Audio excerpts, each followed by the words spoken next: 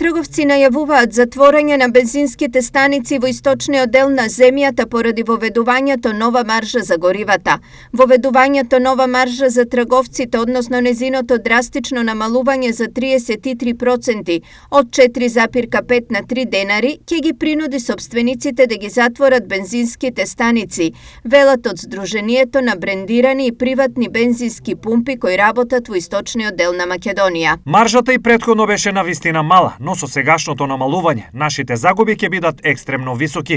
Тие што ги носат овие одлуки треба да имаат предвид дека, иако маржата се намалува, придонесите остануваат на исто ниво, што значи дека ние и понатаму треба да исплаќаме плати како маржата да не е променета.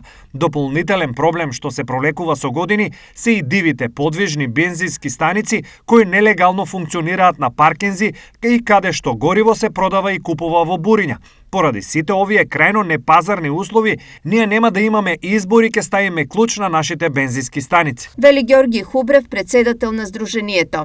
Со реакција се јави и компанијата Мак Петрол, од каде што оценија дека намалувањето на маржата ќе предизвика криза со горивата и блокада на економијата. Укажуваме дека тоа може да принуди одредени трговци да престанат да продаваат гориво, а тоа е и опција што и Мак Петрол сериозно ја разгледува. Истакнуваат од компанијата.